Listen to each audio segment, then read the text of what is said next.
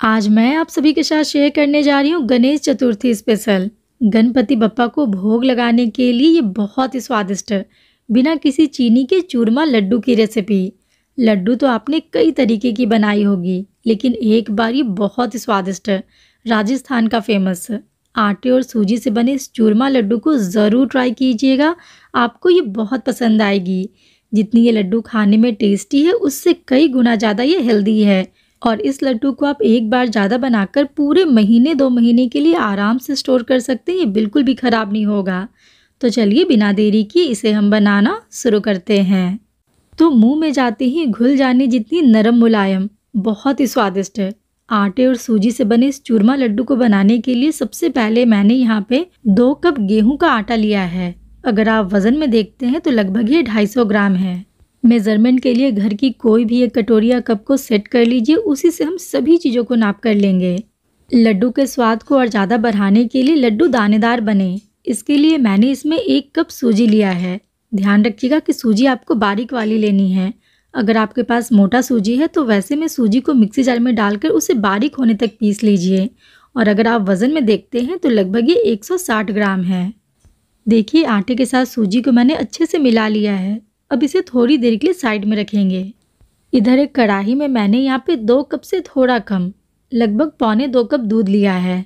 दूध की जगह पे आप चाहे तो पानी या फिर चाहे तो दोनों को आधा आधा मिक्स करके भी ले सकते हैं। अब इसी में हम घी भी डाल देंगे। तो सेम कप से नाप कर मैंने इसमें 1/4 कप घी डाला है। अगर आप वज़न में देखते हैं तो लगभग ये 60 ग्राम घी है। गैस को ऑन करेंगे और धीरे धीरे लगातार चलाते हुए दूध को बस हल्का सा गर्म करेंगे। ये जो दूध मैंने लिया है ना, इसे मैंने पहले से ही अच्छे से उबाल कर रखा था। तो अब यहाँ पे हमें दूध में उबाल लाने की ज़रूरत बिल्कुल भी नहीं है। देखिए दूध हल्का सा गर्म हो चुका है। तो अब इस स्टेज पे गैस को ऑफ करके ये जो सूजी के साथ आटे को हमने मिलाकर रखा है ना, वो इसमें डालेंगे। और बिना देरी के कलछी की मदद से दूध के साथ सारी चीज़ों को हम अच्छे से मिक्स करेंगे। आटे या सूजी के लड्डू तो आप कई तरीके से बनाए होंगे, लेकिन एक बार दूध में घोलकर इस तरीके से आटे और सूजी के लड्डू को बनाकर देखिएगा। खाने में ये लड्डू इतने टेस्टी है कि हर बार इस लड्डू को आप ऐसे ही बनाना पसंद करेंगे। देखिए सभी चीज़ों को मैंने अच्छे से मिला लिया है और अभी ये फ़िलहाल गर्म है। तो अब इसे ढक कर 10 मिनट के लिए ऐसे ही छोड़ देंगे, ताकि इसमें जो हमने सूजी डाला है ना, वो अच्छे से फूल सके। मुझे यहाँ पे 10 मिनट हो चुके हैं और देखिए सूजी और आटा दोनों ही चीज़ें अच्छे से फूल कर इसमें एक अच्छी सी बाइंडिंग आ गई है। तो गूंथने के लिए इसे मैंने एक बड़ी सी परात में निकाला है। ध्यान रखिएगा कि इसे हमें मसल कर चिकना बिल्कुल भी नहीं करना है। बस एक जगह पे इकट्ठा होकर ये डो के फॉर्म में आ जाए, उतना तक ही इसे हमें गूंथना है। इन केस कभी आपको ऐसा लगे कि ये बहुत ज़्यादा ड्राई है, तो फिर वैसे में ज़रूरत के अनुसार 2 से 3 चम्मच दूध डालकर आप इसकी कंसिस्टेंसी को एडजस्ट कर सकते हैं। लेकिन जो माप मैंने आपको बताया है इन सारी चीज़ों का, वो एकदम परफेक्ट है। और यहाँ पे डो के टेक्सचर को देखकर आप समझ सकते हैं कि इसे मैंने चिकना बिल्कुल भी नहीं किया है। ये डो पूरी तरह से तैयार है। और देखिए इसे मैंने ज़्यादा सॉफ्ट बिल्कुल भी नहीं किया है। ऐसा सख्त आटा लगाकर तैयार करेंगे। अब सबसे पहले इसकी हम छोटी छोटी सी टिक्की बनाकर तैयार करेंगे। तो थोड़ा सा डो को हाथों पे लेकर दोनों हथेलियों के बीच में दबाकर घुमाते हुए इसे हम ऐसे बाटी का शेप देंगे। बस ध्यान रखिएगा कि ये जो बाटी हमने बनाई है ना, इसके साइज़ को छोटा ही रखना है, ताकि फ्राई करने वक्त ये अंदर तक अच्छे से सिक जाए। आप चाहे तो हथेली की मदद से मुट्ठी में बांधकर इसकी छोटी छोटी मुट्ठियाँ भी बना सकते हैं। तो बस सेम तरीके से ही देखिए मैंने यहाँ पे सभी बाटी बना लिए हैं। अब इसे हम फ्राई करेंगे। तो इसके लिए एक भारी तले की कढ़ाई को गर्म करके मैंने इसमें लगभग 1.5 कप घी को गर्म होने के लिए डाला है। घी में बने हुए लड्डू का जो स्वाद है ना, वो और भी ज़्यादा बढ़ जाता है। तो मैं आपको सजेस्ट करूंगी कि जब भी आप लड्डू वगैरह बनाएं तो उसे आप घी में ही बनाएं। लेकिन फिर भी अगर आप घी इस्तेमाल नहीं करना चाहते हैं तो आप इसे तेल में भी फ्राई कर सकते हैं। देखिए बाटी को डालते ही किनारों पे अच्छा बबल आने लगा है, मतलब कि घी मीडियम गर्म हो चुका है। तो अब गैस की फ्लेम को लो करके एक एक करके इसमें हम बाटी को सिकने के लिए डालेंगे।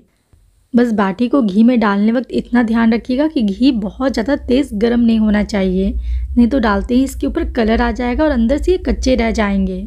लो फ्लेम पर धीरे धीरे आराम से इसे हम सिकने देंगे, ताकि ये अंदर तक अच्छे से सिक जाए। एक बैच की बाटी को फ्राई करने में हमें यहाँ पे लगभग 10 से 12 मिनट आराम से लग जाएंगे। इसे फ्राई करते हुए मुझे यहाँ पे लगभग 2 से 3 मिनट हो चुके हैं और देखिए एक तरफ से हल्का हल्का कलर आने लगा है। तो ऐसे ही बीच बीच में अलट पलट कर बाटी को हम अच्छे से सिकने देंगे जब तक कि इसके ऊपर एक अच्छा सा गोल्डन कलर नहीं आ जाता। बस पूरे प्रोसेस में ये ध्यान रखिएगा कि गैस की फ्लेम को हमें यहाँ पे हाई बिल्कुल भी नहीं करना है, नहीं तो बाटी ना अंदर से कच्चे रह जाएंगे। इसे फ्राई करते हुए मुझे यहाँ पे लगभग 10 से 12 मिनट हो चुके हैं और अब आप देखिए बाटी के दोनों साइड एक प्यारा सा गोल्डन कलर आ चुका है। ये अच्छे से सिक चुके हैं।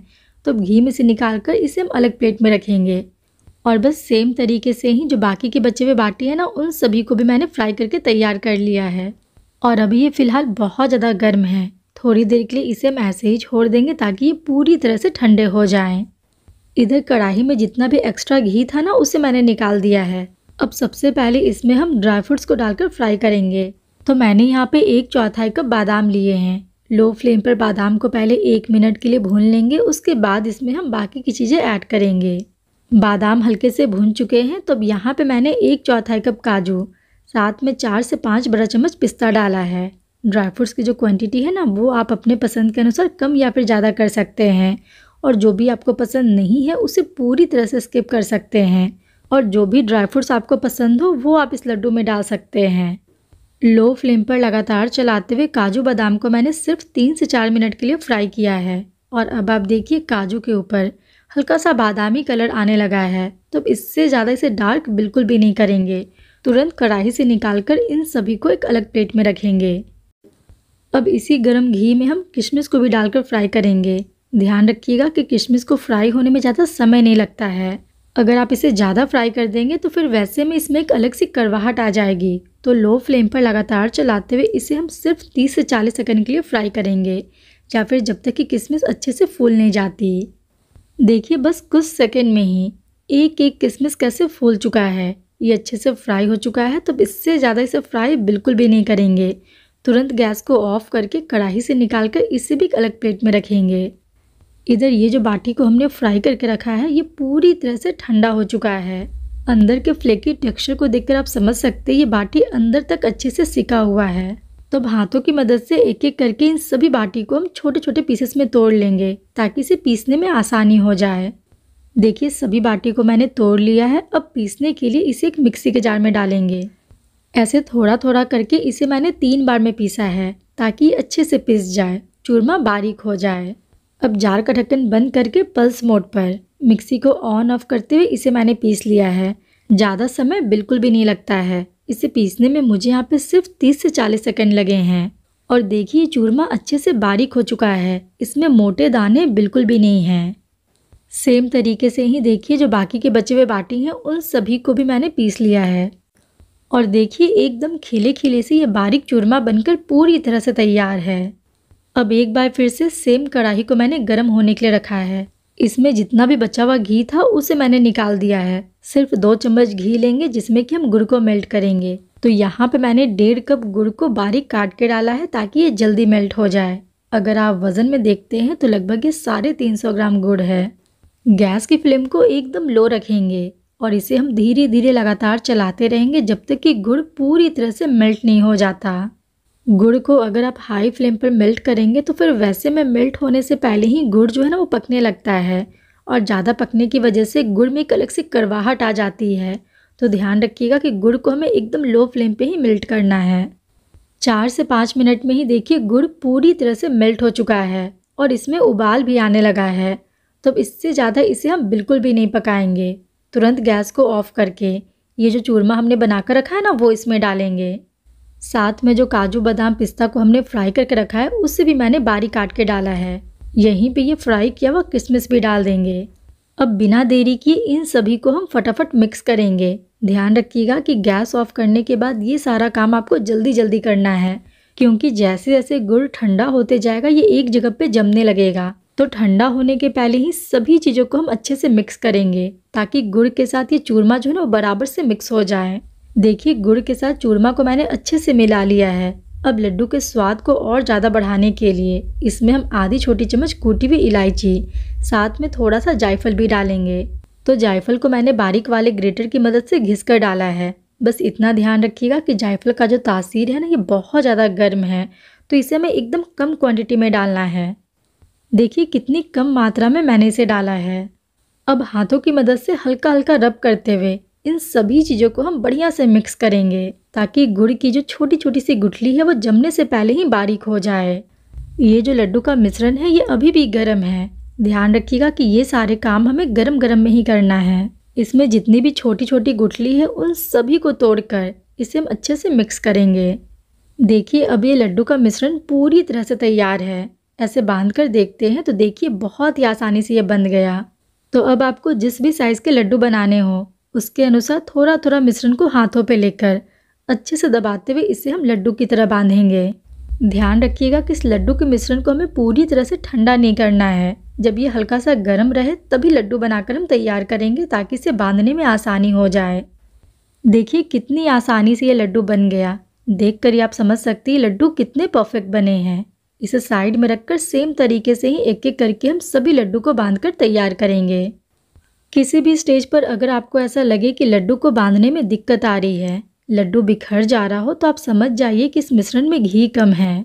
तो वैसे में ज़रूरत के अनुसार 3 से 4 चम्मच घी को गर्म करके इस मिश्रण के साथ मिला लीजिए। फिर लड्डू को बांधने में आपको दिक्कत बिल्कुल भी नहीं आएगी। वैसे जो रेशियो और तरीका मैंने शेयर किया है, अगर आप उसे फॉलो करते हैं तो इस लड्डू को बनाने में आपको दिक्कत बिल्कुल भी नहीं आएगी। पहली बार में ही एकदम परफेक्ट लड्डू आप घर पे बना लेंगे। तो लीजिए एक एक करके मैंने यहाँ पे सभी लड्डू बना लिए हैं और इतने मिश्रण में मीडियम साइज के टोटल 25 लड्डू बनकर तैयार हुए हैं। तो गणपति बप्पा को भोग लगाने के लिए या फिर किसी भी त्योहार पर या फिर जब भी कुछ मीठा खाने का मन करे तो एक बार इस चूरमा लड्डू को ज़रूर ट्राई कीजिएगा। आपके पूरे परिवार को ये बहुत पसंद आएगी। और एक बार ज़्यादा बनाकर आप इस लड्डू को पूरे 1.5 से 2 महीनों के लिए आराम से स्टोर कर सकते हैं। ये जल्दी ख़राब नहीं होगा। और इसके टेक्सचर को देखिए, देखकर ही आप समझ सकते हैं ये लड्डू कितने परफेक्ट बने हैं।